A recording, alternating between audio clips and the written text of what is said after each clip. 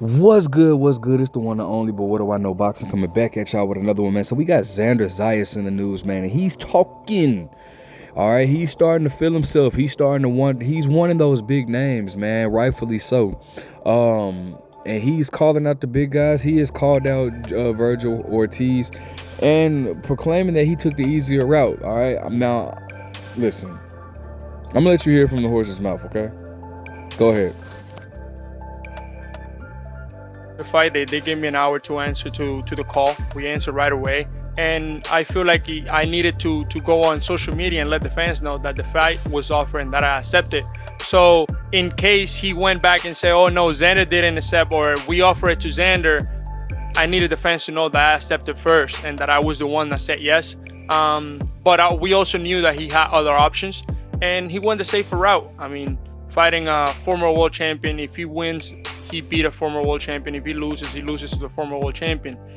You know, fighting me, he loses to the young guy. It's like, oh wait, you know, it's what was all this hype about? So you know, it's business. Now listen, it's nothing abnormal about this, man. A lot of fighters, actually every fighter who has a good backing, when they come up, man, they get at this point where they're willing to fight anybody, man. If you watch boxing for a long time, you know how the story goes. Any fighter that's coming up, they're willing to take on any type of challenge that's out there until they get to a certain point. Then they start picking and choosing, and that's why virtually every fighter that's out there, you're gonna always be able to claim that they're ducking somebody, because at some point it's somebody that's gonna be a threat and they're gonna be slow to fight. I mean, literally, I can go all the way back. Like I remember when Keith Thurman was coming up. And he was calling out Floyd Mayweather and Manny Pacquiao. He seemed to be just, you know, Keith Thurman came in the game like a monster, bro, just really making noise. And what you remember that interview with Paulie, or interview, that post fight with Paulie, that he better not duck me, Thurman. Like he was coming in making noise. Then as he got to a position where he was able to get a belt, you know, here comes Errol Spence. Errol Spence starts calling him out, and Keith Thurman starts kind of moving a little funny. And then, you know, Errol Spence was, you know, the one calling out everybody. He couldn't really get any fights with no big names. Then he got in a position, and then here comes Jerron Ennis. And now, like, it's a chain of events, man. And I've seen it happen so many times. And right now, Xander Zayas is at a point where in his career right now where he is willing to fight any and everybody. He wants to solidify himself. Now, unfortunately for him, he's in a weight class that's very, very dangerous. And I don't see him. I don't really see him having that much. I don't know. It's gonna be hard. It's gonna be hard for him to be able to become a world champion in this division as of right now, with all the big names that's in there. Let me go ahead and just read some of the names that's in his division and tell you who I feel like he can and cannot beat. All right, let's look at Xander Zayas' resume.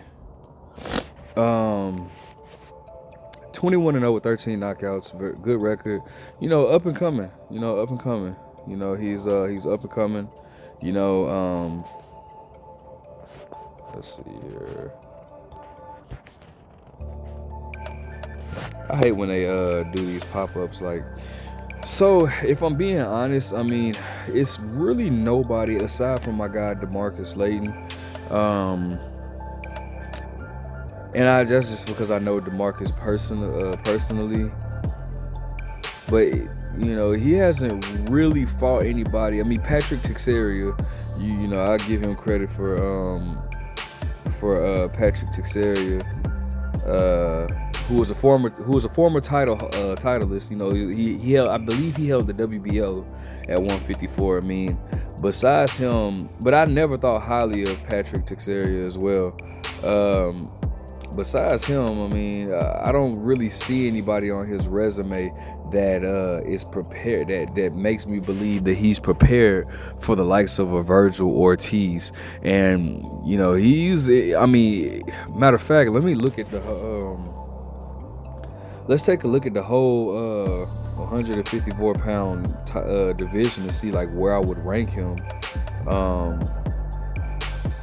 me see here. Okay. Let's. Oh, shoot, I didn't mean to do that. Oh, yes, I did. Okay.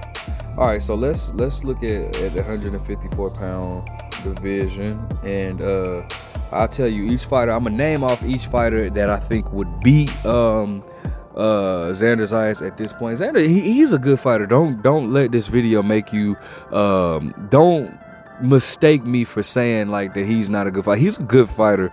I don't want to make this video seem like I'm hating on him or I'm just knocking him. But right now, I just don't think it's he's ready for a lot of these guys. And unfortunately for him, he's in a division that is like crammed with so much talent. Now these guys aren't just popular, and a lot of guys mix that up. They mix popularity up with you know, like they feel like if you're not popular, then you're not talented. But this is a very 154 is a very dangerous division, right next to 140.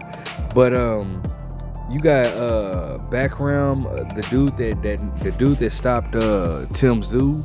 I don't think that Xander Zayas is ready for him. You got Eric. This is the IBF, by the way. You got Erickson Lubin.